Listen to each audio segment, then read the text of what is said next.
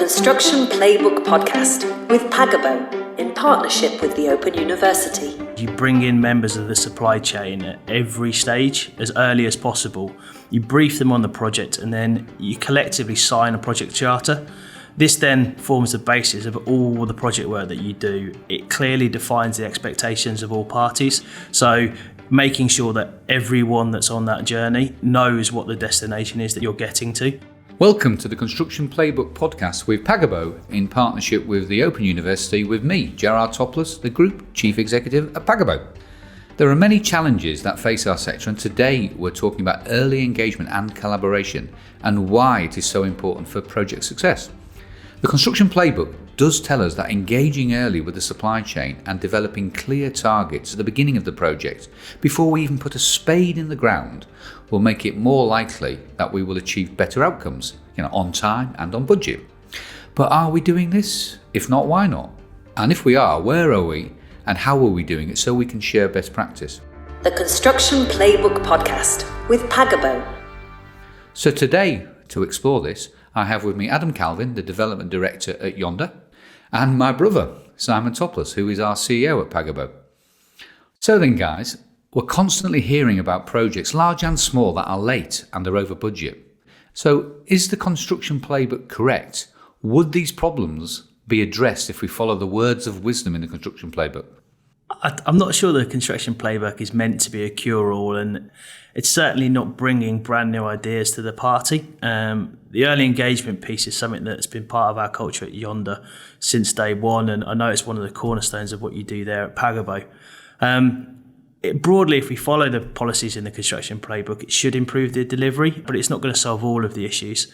And you do actually have to follow the Construction Playbook. It's somewhat surprising that the government in the latest HIP schemes have decided not to proceed with early engagement and specifically taking it out of the stage 2 process for the HIP schemes. For me, that's a mistake. I don't know how you can go from a Construction Playbook promoting it in the October-November 2020 to sort of a February-March 21 saying, well, actually, we're not going to follow that idea ourselves. That's incredible. I mean, they obviously didn't get the memo, I guess. But Simon, look, Adam's raised a really interesting point there about the HIP schemes. And obviously, getting those projects over the line is extremely important for the fabric and infrastructure of our country. What's your perspective on that? Yeah, we've been engaging with quite a few clients who, are addressing the need for the HIF 1, HIF 2 schemes that are out there, and it does beg the question that all this great work that's been talked about in terms of early contractor involvement, for it now not to be considered as an important component of the way they're going to do their procurement. It does beg a belief in terms of the fact that they've got on one hand all this good practice, but then they're kind of not following it through in terms of what they're doing. I think I completely agree with what Adam said there in terms of it's left hand, right hand there. How are they going to get other parts of the public sector to be able to follow the Construction Playbook if they're not following it themselves? And I think the Construction Playbook in essence is not new. A lot of what's been played back in it. There's been successive governments over the years have recommended the early contractor involvement right back into the 90s, with the Labour report, which then was followed by the Egan report, and now we're seeing it dressed up with the Construction Playbook. Lots of great stuff in there, but we just have to follow it through to get these better outcomes that we're asking for. So on this early engagement, I mean, it might be worth just trying to understand some of the problems that could be, or that do occur in contracting. I mean, clients to change their needs, contractors over-promising. I mean, I presume this still happens, Adam. And will the playbook help us if we follow, as you say, it's not new rules, it's not new ideas, but it's developing that and creating that additional framework to help us? Will we address those? And are there any other problems you think it could address? I don't think you will necessarily stop clients changing their needs or wants during a project. That will always happen, and it's something that we as an industry, I think, need to accept and say, well, look, we just need to be more agile in our approach to dealing with that. You cannot hold a client to account for something that changes with what he has to deliver either or she has to deliver. And I do think that, contractors have in the past overpromised, and I think because of the way procurement works, you may be fixing a price or program at one point in the year, and then, as we're finding out at the moment, there's so many impacts with delays to construction materials, etc., which will have a significant impact on the current projects being delivered as we speak. The contract is there to deal with those issues, but it tends to be skewed sometimes in favour of the client. I think it takes a grown-up conversation by all involved to get past those, be that client change, be that problems with materials, or be that maybe the wrong team being deployed by the contractor, whether that's individuals employed by the contractor or developer, or whether that's potentially some of the wrong supply chain. But yeah, making sure that we're open and honest about it is the way forwards. So that's great, Adam. But, again, Simon, what's your sort of understanding of why these problems occur? Okay, there's a wide range of reasons for projects going late and blowing the budget. From poor site project management to, in some cases, extreme weather conditions to lack of communication between the client and the company or the developer or contractor. There's always something that's going to slow the whole process down. And it's interesting, actually, changes to the initial specification is one of the top 4 offenders of the most common causes of project delays. And in a lot of the cases, according to some of the stuff that I've been reading, is pointed towards the client. So, are the clients to blame? Should they make sure they have all of the right documents and final confirmation before starting work? Either way, construction companies need to establish a clear form of communication and make sure every party is on the right page before work commences. Some problems are just purely and totally unavoidable, but it's the way that contractors are handling these or not handling them, as we are hearing more and more. These delays then are going to be the main issue. So many companies fail to prepare for the possibility of delays, and this lack of preparation often leads to projects running even later. But we find the use of NEC form of contract within Pagabo, and the functionality within it is really helpful. Functionality like early warnings, and then the compensation fence that follow that. You have to have the use of the NEC from both the contractor side and also the client side. Totally, understand how it operates. You get that right, and then that is certainly helpful towards making the construction, a lot better in terms of the outputs or outcomes. Okay. So I was just going to ask you to just jump in on that, Adam. As a contract, Simon's talked to you there about a procurement side. So obviously we're at Pagabo, they are looking very much at managing the client and the contractor relationship. But as a contractor, how would you respond to trying to address these issues? I think it's a really interesting point that Simon's raised there. So I'm a big proponent of the NEC form of contract. I think it does promote healthy conversation and does promote the closeout of issues if it's used correctly. And I think part of that is getting the culture right at the start and also having that pervasive throughout the whole supply chain. So not just the contractor, but the developer in our case or the client, but also the subcontractors. And I think one of the challenges is making sure that an NEC form of contract isn't heavily amended. And I know you guys are big in trying to suggest to clients that they don't put in large amendments and cause risk to flow in different directions. But I do feel that is standard in our industry at the moment, and it does promote a culture of a little bit more confrontation than is necessary. I think it's something that is changing, but it won't change overnight, and it certainly won't change if we don't follow the policies in the Construction Playbook. Yeah, can I just come in there very, very quickly? Absolutely right. We within our business at Pagabo, we have an NEC drafter, and they're quite rare, only one of a few or a handful in the country. And, if you go on his training courses, you always start off with, don't start with any Z clauses. Don't start with any amendments because, you're on a rocky road then if you start to do that, things become complicated, the communications break down. But there is one element actually in the NEC EEC version 4 that does spring to mind, which is useful, and that's the X21 option, which actually specifically facilitates ECI. So I don't know if you've had experience of using that to help to encourage the early contractor involvement. Well, I think we've talked about some of the problems there, and we don't want to talk about the problems all day. Let's talk about how organisations address them. So Simon, you pointed out there what you want to see from your supply chain and what the clients want to see. But Adam, on a practical basis, You mentioned a little bit about your supply chain and doing that, but just talk us through how you would go about the early engagement part on when you're working on one of these bigger projects. I think, and this is going to sound somewhat corny, and I apologise for that in advance, but we have a term called YPD in our company, which is our bespoke version of integrated project delivery. Now, the idea behind it is you bring in members of the supply chain at every stage as early as possible. You brief them on the project, and then you collectively sign a project charter. This then forms the basis of all the project work that you do. It clearly defines the expectations of all parties.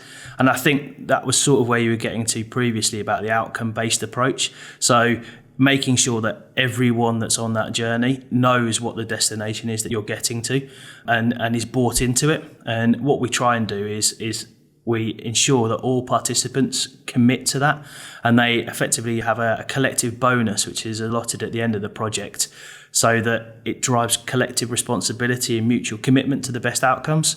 Now, it isn't easy. It takes the right sort of supply chain and the right sort of client to make that work. And I think from my point of view, having that open and honest conversation up front saying this is what we want to do and this is the way that we want to do it is really key to driving that through. And that's with the client, but it's also with our supply chain as well. And design partners, I think they're often left out in this sort of process. They're almost seen as an add-on, they're necessary to do the design, but they're key stakeholders in making sure that we get projects over the line on time and on budget. Can I just ask a question about the bonus? So that's an incentive. Is the idea behind that is saying, look, everybody, if we get together early and discuss what it is we're trying to achieve, we can all share in that bit of success. Is that what you're trying to do with that, Adam? Very much so. Why should a developer, or why should a client, or why should a contractor take all of the benefit? If that is collective, if it is equally weighted across all engaged members, then actually it really does drive that one team mentality that I think you need to deliver large scale projects on time and on budget. And it's useful in every scale of project, don't get me wrong, but certainly on those big complex schemes is something that I'm really passionate about. Yeah, so bringing everybody together and then sharing that success, that's a really good point. Simon, do you see that in contracts with other developers and contractors? Well, this is really interesting because this is something that I'm particularly passionate about from a procurement perspective. And my background is a good, long, solid career in construction procurement, but I've had experiences from other governmental departments as well. So, the outcome-based specification or the outcome-based approach, which was mentioned earlier, what are they? Does the public sector generally know how to articulate them? They're very familiar with input-based specs where the delivery of an exact service is outlined in a very prescriptive way, and output-based specs, where the achievement is based on measured performance standards. So could outcome-based specs, and it's all over the playbook, it's interwoven in it, and they're very much used in the social and people side of government, be used in the placemaking and construction side. Something like where payment is made upon a desired state or outcome being reached. You see, outcome-based specs can align the client and the contractor because reward and risk are based on achieving a mutually agreed goal, which is something we covered a moment ago. But that also drives innovation as well and creativity, which is really important. Again, another thread which is in the construction playbook. It also enables the delivery of a tailored service based on the local community's needs. So now we're talking about listening to the community. And Adam certainly touched on that a moment ago. That's a social value piece, really, you talk about. I mean, we cover that in another podcast, but that's an interesting point. Yeah, we know that better roads, for example, we know that better roads and better transport links, for example, can lead to a whole range of other positive impacts, from connecting underserved communities, better access to healthcare, jobs and education, better safety. That's just naming a few there. But how can we quantify, measure and link payment to these additional benefits in an outcomes context? Yeah, a bit like on the social value side. But ultimately, no one size fits all. Indeed, one of the strongest messages I've heard is the need for these outcome-focused approaches to be underpinned by a clear vision for a particular place, one that is defined in consultation with the local community and that has the support of its local leaders. We can't develop outcome-based contracts unless we are clear what those outcomes ought to be have a real robust understanding of what is meaningful and important for a particular community and understand what their aspirations for the local areas are. A lot of work to do there, but if you think in those ways, in those terms, then a lot of great outcomes could be achieved. I think what Simon is saying there then is early engagement, which we're talking about, is important for us at the supply side, but that early definition as well from the client is extremely important. Adam, I just want to explore a little bit, before the early engagement, before you've actually won the project or the contract, how do you approach that pre-early engagement, if we can call it that, in terms of building your teams, making sure you've got the right skills, the right sort of people in that? Are you working very much, during the tender stage? And if so, how do you think that has an impact as well? I think that is one of the most important things that we can discuss today, and that's understanding pipeline. So from both a developer, a contractor, and the rest of our supply chain's point of view, if we don't know when a project is coming up or when a particular scheme of work is due to come out, it's very difficult for us to scale up an existing team or plan in when another job is finishing. So I think one of the key areas that is important for us is going, okay, well, if we've got 5 jobs that are likely to come up in the next 2 years and we've got 5 jobs that are finishing and they all tooth in brilliantly, great. We could start to use the same teams and we can understand how that fits into our overall model. Unfortunately, construction is never quite that simple. So what we end up doing is almost bringing in new teams to deal with the pre-construction phase or the early elements of it. Now, from a selfish point of view, that means that we're burdening our overhead potentially on the basis of not really understanding what the full pipeline is. Obviously with yourselves, it's a bit different at Pagabo because you do like to try and keep us informed of what that pipeline is. And I think that's really helpful because it's not just us. If we've got a complex project, we also need to inform our supply chain and say, look, we might need your help on the design to make a particular scheme more buildable, or look at how we can almost start influencing the design up front so that there's no need for value engineering, or there's less need for it because you've already baked in some of those really good ideas that you've had on the last projects or that have been used in a different area of the business. Now, I think that is really key to sort of ensuring that those teams are available and that you can give the client what they need. If we don't know when things are coming, if we don't know when they're due to land, it becomes very difficult to manage that process. And I think ultimately we're a client-focused organisation and sector. We want to give the best we possibly can to our clients, and that means we have to make sure we have the correct team available when the client needs them to be available. That pipeline piece is quite interesting, really, because obviously we're talking about early engagement, but without the pipelines available from the clients, as you've just identified, it's very, very difficult to actually build your teams, decide which jobs you are best suited for. Now, at the moment, we are in an element of a perfect storm. If you look at what's going on in, post the pandemic, or because of the pandemic, construction is extremely busy at the moment. So that's having other sort of issues, around materials and around people. So I guess probably early engagement is even more relevant now. Simon, what do you think? Yeah, I absolutely agree. The biggest enemy of a good procurement is lack of time. You have to factor in as much time as possible. And Adam's right, and I much appreciate you saying it as well, Adam, that we do consider pipeline and work with our clients around program rather than just project. So they work with us closely, and therefore when it comes to bidding, we get the right style, the right kind of bids coming through our frameworks. But the point I really want to pick up here is, Gerard, the point you made about, it's a lot going on now, there's money being spent, lots of activity, and it's linked back to some of the challenges that we've got, where we might see contractors over-promising. And the industry now is more competitive than ever. So companies are having to present much more attractive bids, is what we're seeing. But what they might be doing is sort of saying, well, we can do it in a shorter timescale, or they'll have that race to the bottom mentality which is built in there, which is totally unproductive, trying to get to the lowest price. Shorter time frames lead to corners being cut, which in turn leads to a drop in quality, and it snowballs from there. You can imagine. So selling yourself short in order to win a project is not the right way to go But unfortunately, it's quite common these days.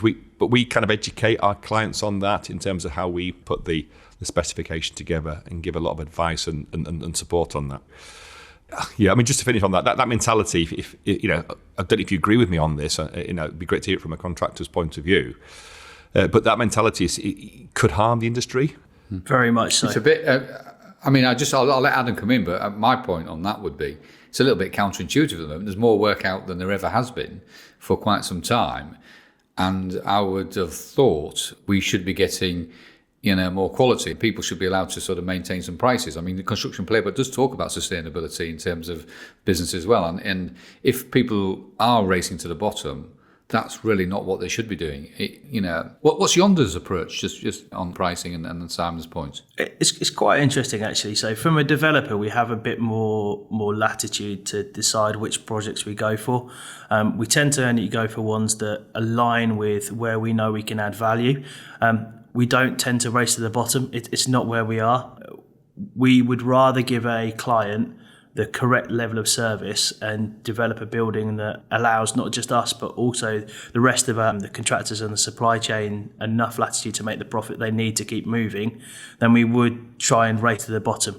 There are people out in the market that we're well aware of that are going down that route. It's one of the things that makes framework so attractive because it's previously competitively tendered.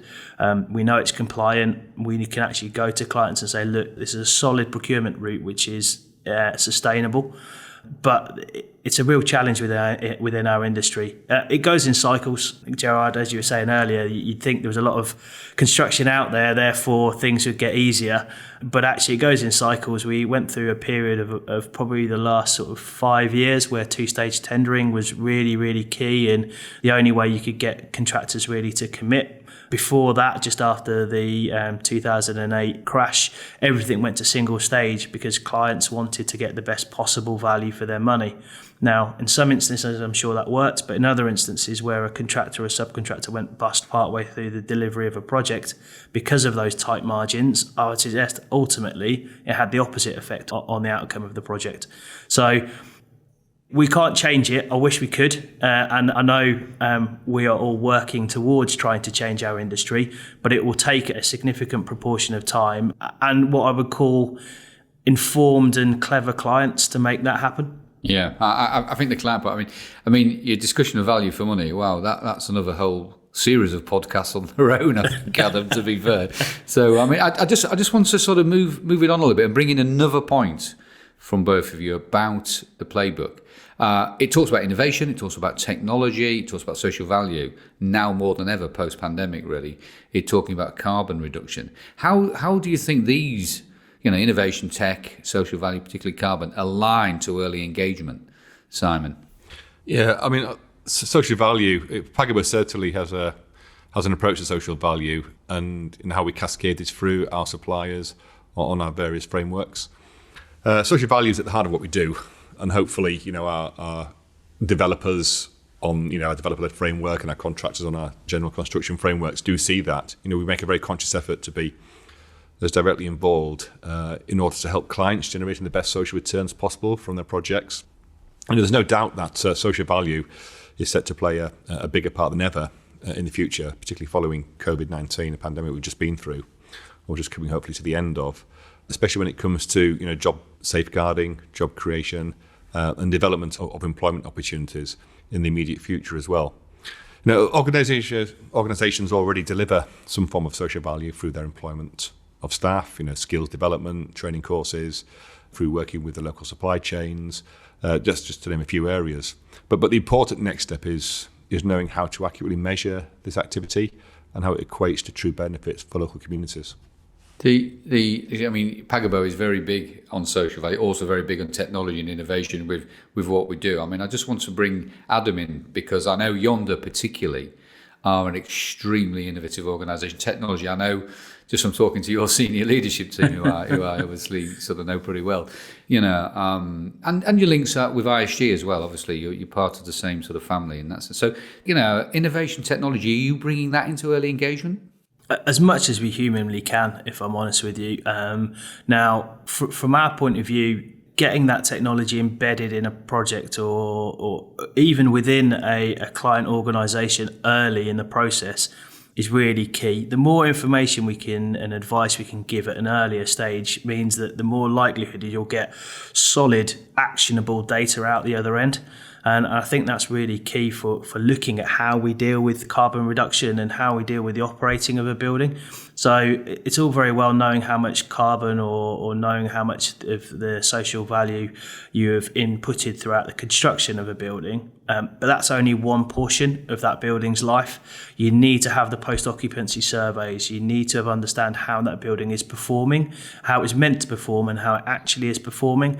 And I know, while I'm not from ISG, I know ISG have a big post-occupancy survey element to what they do. And we at Yonder try and make sure that we bake in an awful lot of these ideas earlier in the process with our clients so that they understand how best to get the most out of it. And it's not just about technology and social value. I think we'd be remiss if we didn't bring up some of the benefits to health and safety, which ultimately has the biggest impact on social value, making sure people get home safe. And well-being as well, Adam. Yeah. I think the industry is extremely good at health and safety. It has been for quite some time. And I think we are sort of learning to live with how we deal with mental well-being. And it's now recognised. We're doing a podcast on mental health and well-being, actually, because it's part of the playbook. But I think that point's really valid. I just want to, I can see Simon probably just wants to make a comment, but I want to ask him a question about carbon. It's certainly, as we come out of this pandemic, it is everywhere. Everybody is on it now in terms of ESG and that sort of approach. Do we see that, Simon, in your contacts with your contractors? And then I'll ask Adam, how are you sort of seeing it in your business? So Simon first. Yeah, it's a really important consideration. You can't go through a day in the typical work environment where you're not talking about carbon reduction, net zero carbon, etc. But we do bring these conversations up with our clients now, and it kind of works into the whole life cost, something that Adam touched on a moment ago. But you kind of we try and articulate it in really simple terms, like, don't think about the cheapest cost to have this particular building built. Let's say it costs you £10 million, but it's going to cost you £10 million to run it for the next 10 years. What about if you bring innovation in, bring new ideas in, really think about the carbon? It might cost you £11 million to build, but it might only cost you £5 million to run over the next 10 years because of all that thinking and innovation that's been brought into it. So a bit more upfront, but the real cost is the ongoing running of the building. So we're having those conversations, and more so now than ever, do our clients sit up and listen to it, because it's on their agenda just as much as it is on ours.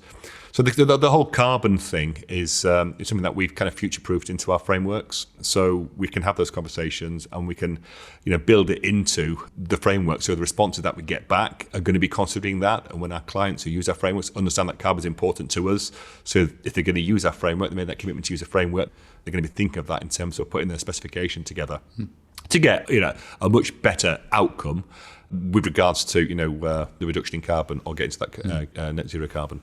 Let's bring Adam in on this one, because I know Yonder don't just do public sector; they work in the private sector as well, which is great because you can share best practice. And I know some of the clients you deal with are sort of fairly well-known names. So do you learn a lot of lessons from that, from working with them, which you are bringing into the public sector? Because that sharing best practice again is something that's in the playbook.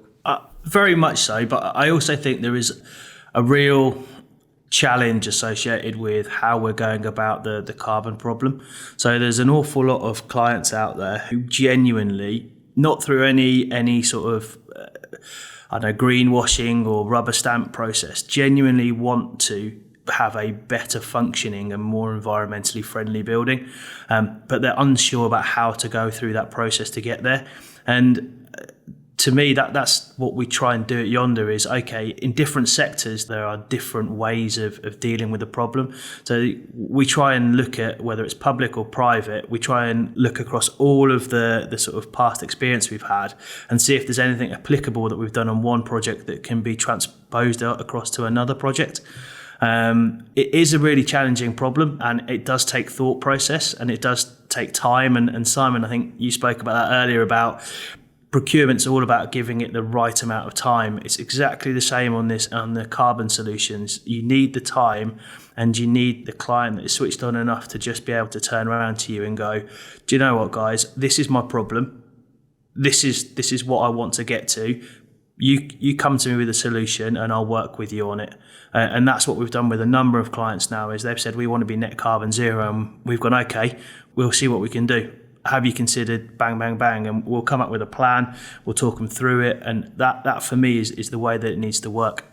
I think, I mean, if you look at housing as well, Adam and Simon, I know, just talking to some team from Manchester, that by 2028 you won't get a planning application approved if it has a positive carbon outcome. So I mean, legislation is quite good in this. It can help people sort of force things, and we can see that. So it's really big on the government's agenda at the moment. MMC, modern methods of construction versus traditional. That has a real opportunity to be part of the solution, including early engagement. We've got a separate podcast shortly on that, but linking that in, I mean, I'd be really interested in your views, actually, Adam and Simon, on modern methods and how they're being deployed. I think with modern methods of construction, your prerequisite is for early engagement and is for early communication throughout the whole supply chain. It should negate some of the challenges you have with site conditions or any issues associated with that. It will allow you to plan time to complete the project and make sure you've got the correct staff available, because you're effectively booking time in a factory. But what it does mean is that pipeline becomes even more important, because you are now running a factory, you're not running people. So every time that factory is not being used, it's costing that supply chain money. So we need to make sure that everything has been thought about in advance, we are engaging early, and that actually you've got the buy-in of everyone. It also requires the design to be at a much more advanced stage, because you can't be adding in masses of client change throughout the process once you've started delivery of that piece in the factory. Simon, Adam's made some great points on that. I mean, are we seeing at Pagabo more use of MMC? Are we seeing generally in the sort of contracts we're seeing? And what's your particular perspective on the early engagement and how it links with that? Yeah, I think the Construction Playbook references standardising design components, interfaces, and says we should look at innovation, and in particular MMC. So, I'm just going to try and put a little bit of a context to it, and it kind of links back to some of the problems for going over budget and extended timescales. And I have mentioned it once, I'll mention it again very briefly, but weather, it's been known to play a large role in the delaying of construction projects. But for the most part, it's really hard to avoid. However, modular construction techniques have proved successful against eliminating weather as an issue. So this could be something to consider. So, completing work on a project in sections in a factory and then transporting it to be assembled means no more lost days because of storms or intense weather conditions, etc. So we understand why this method is really picking up traction as of late. And we certainly have a discussion with our clients, I'll turn it round. We don't have a conversation with our clients that doesn't include what about modular now, what about modern methods of construction, etc. So, it's coming to the fore more and more now. I think we're just waiting for the industry to get to that critical mass to be able to produce it in a really, really economic way. And I think we're going to see a lot more of it as we move forward over the next sort of 2 to 3 to 5 to 10 years. Okay, so look, we've had a great conversation this morning. It's been absolutely fantastic to listen to Adam and Simon. But one final question for both of you. What is your top tip that you think our listeners need to consider? And I'm looking for a top tip here, not a long set of tips, but I'm just looking for your top tip. Whether they're a client or a user of the Construction Playbook, what is the one thing you think they should really sort of put on their to-do list? Simon? Well, for me then, it's getting the right approach to encourage collaborative working across the public and private sectors. And the adoption of I'm going to slightly change it here, the early supply chain involvement, ESI, which is kind of an extension of the principle of early contractor involvement. But the key factor to make this work is trust from all of the parties. And that trust just might take some time. Brilliant. So that's Simon's top tip, and he managed to keep to one tip there as well, Adam. That was good, wasn't it? That's the first time that's happened. Correct. Well, I've had it for I won't tell you how old I am, but well, I've had it for 50 years because that's how old he is. But Adam, what's your top tip? I'm going to steal a little bit of Simon's there, because I think trust is really, really important. I think the way that you build trust, though, is being open and honest in your communication. So I think if there's anything I would say as a single top tip, that is please be open and please be honest and talk to the people. We won't be coming to sort of try and turn you over. We're here to help. We're here to engage all of our supply chain. We want to be open and honest with you if you're open and honest with us. So that was a fantastic podcast today. So I really want to thank my guests today, Adam Calvin, the Development Director at Yonder, and obviously my brother, Simon Toplass, who is the CEO at Pagabo. Thank you for listening. Look out for the rest of our podcasts, and we'll see you again soon, or possibly you'll hear us again soon. Thank you.